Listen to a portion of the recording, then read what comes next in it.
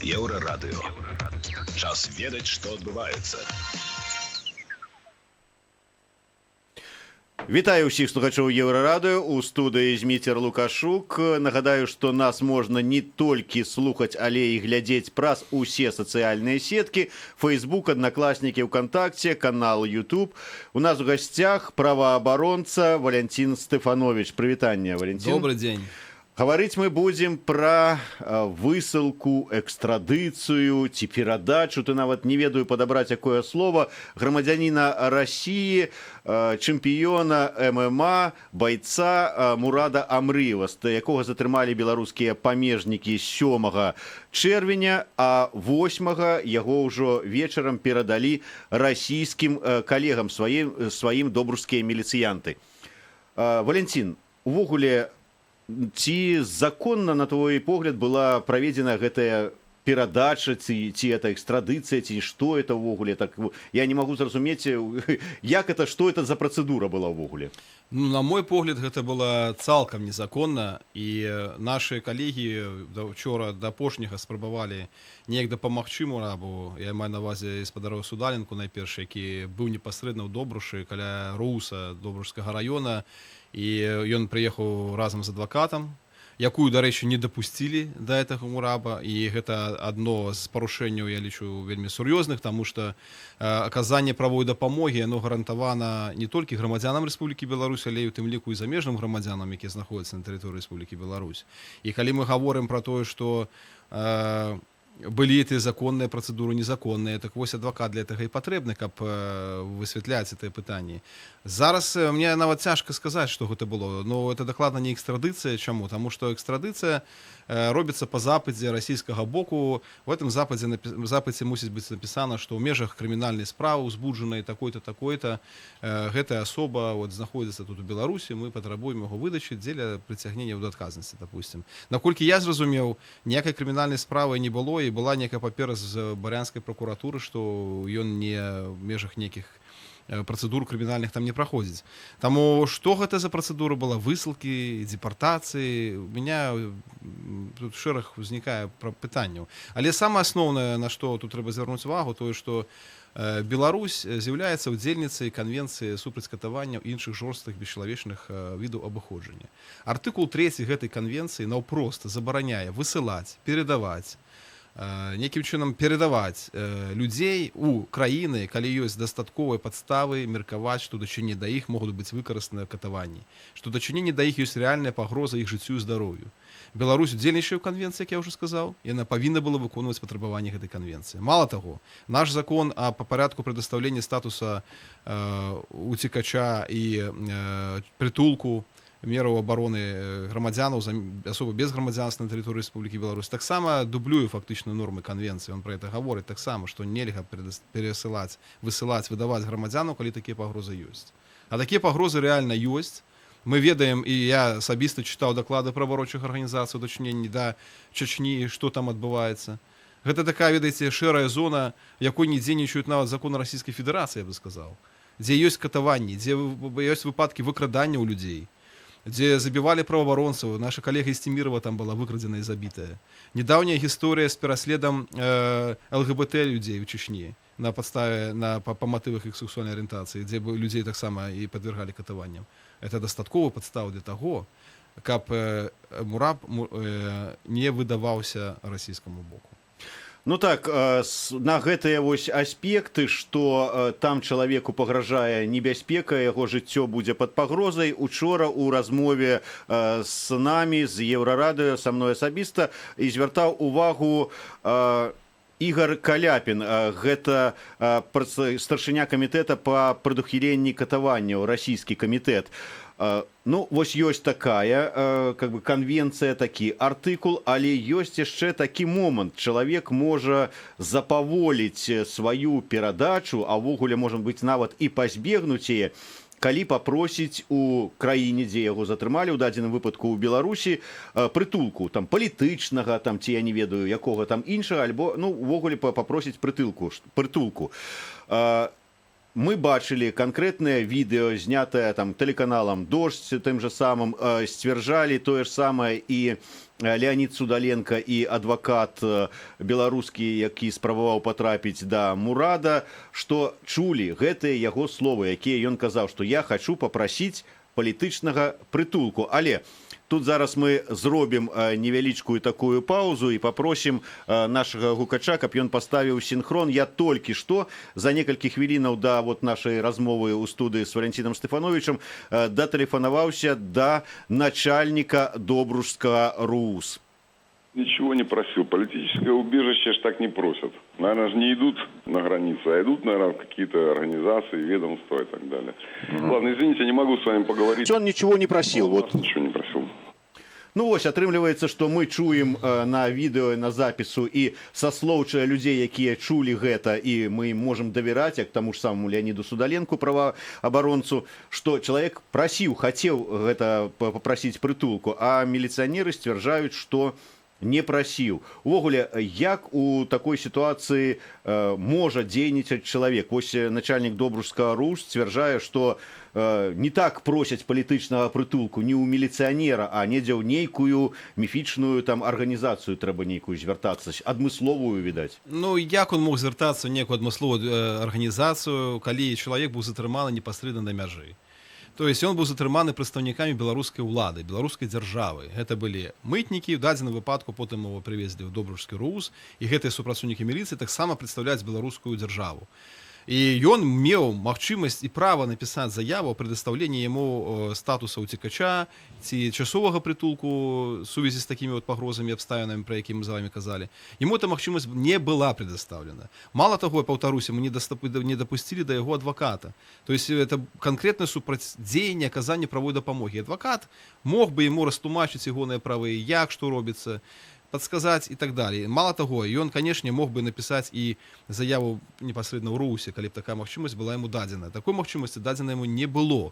И я лічу, конечно, что это вельми ганебный такой крок с боку белорусских уладов выдавать человека фактично на верную, ну, может быть, нават и смерть. И на сегодня мы ведаем, что он был передаден уже чеченской полиции, есть такая информация. Вот. И ну, я лічу, што адказнасць за ягоны лёс, ягонае жыццё і здароўе таксама кладзецца і на беларускіх прадстаўнікоў беларускіх уладаў, беларускай дзяржавы, службовых асобаў, якія дапусцілі вось такую вот перадачу, як яны это называюць, чалавека прадстаўнікам краіны, якія не могуць яму забяспечыць ні жыццё, ні здароўе. Дарэчы, вось учора старшыня расійскага камітэта па прадухіленні катаванняў Ігор Каляпін казаў, што яны адмыслова ліст у міліцыю гомельскую накіравалі, гомельскі РУС, каб дзе выклалі ўсе аргументы, дзе расказалі, што пагражае Мураду там у Чачні. І ён таксама казаў пра тое, што калі з ім у выніку нешта здарыцца дрэннае, то пляма ляжа на сумленне і гомельскіх, ну і добружскіх, атрымліваецца, міліцыянтаў. Але, можа быць, у іх выйсця іншага не было? Ведаеце, у нас же ж такая краіна, што нічога просто так не адбываецца. Я вельмі сумняюся, што начальнік Добружскага РУС асабіста вырашаў, што ў дадзенай канкрэтнай сітуацыі рабіць з Мурабам. Выдаваць яго, не выдаваць. Таму я мяркую, што рашэнне прымалася на некі значна больш высокім узроўні. І тут уже можна меркаваць, чаму менавіта так было это зроблена. Чаму была праігнараваныя працэдуры, недапушчаны адвакат.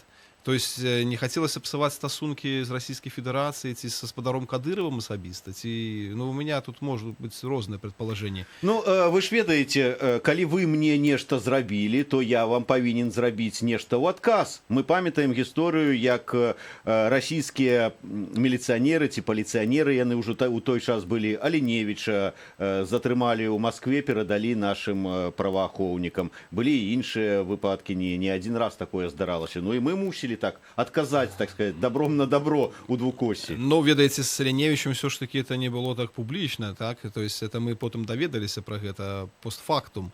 То, што ў цэнтры горада на яго там налецелі невядомыя, напіхалі его там мешок на галаву і перавезлі на беларускую мяжу і перадалі беларускім калегам.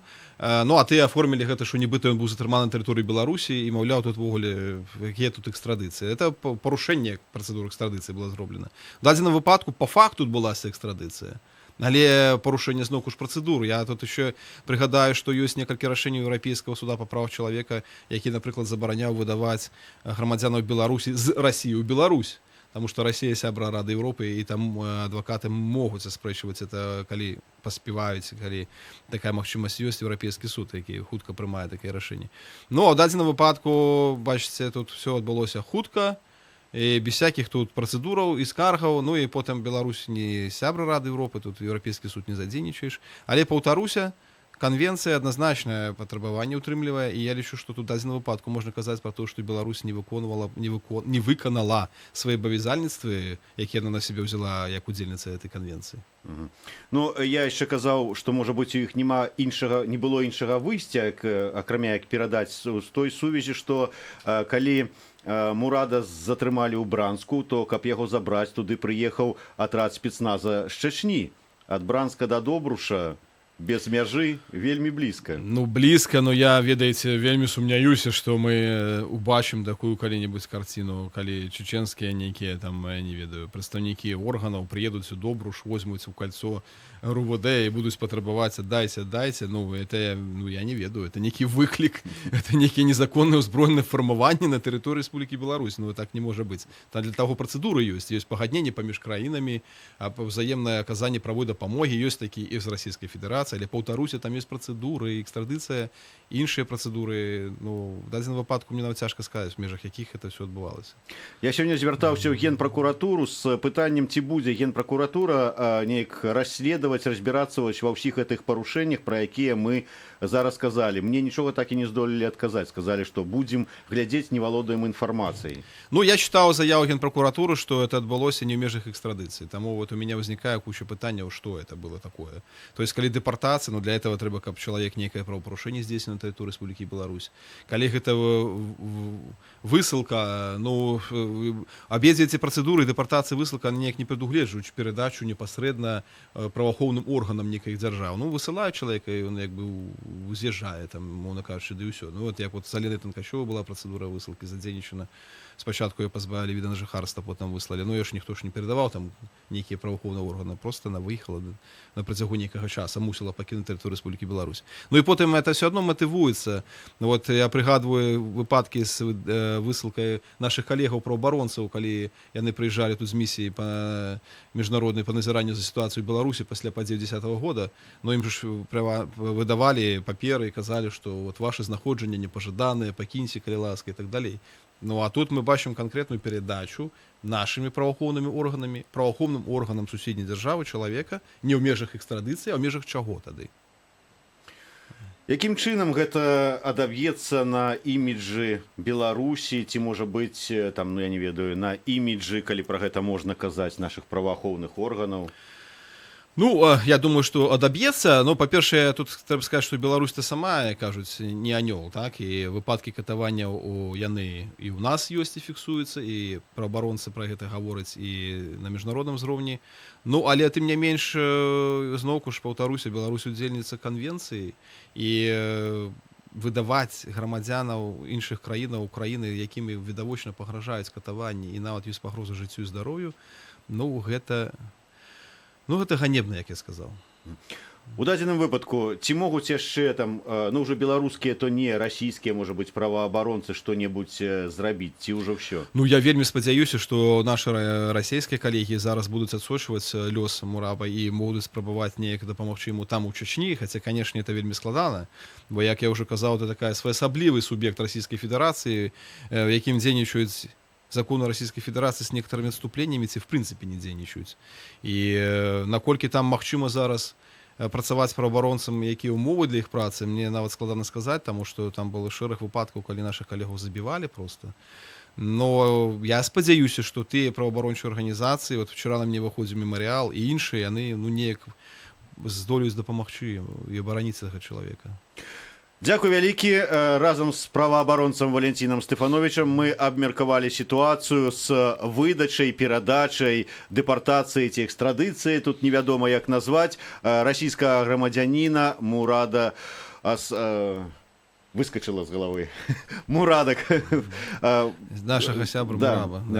Выдача з беларускімі міліцыянтамі іх расійскім калегам. Дзякуй, слухайце нас надалей.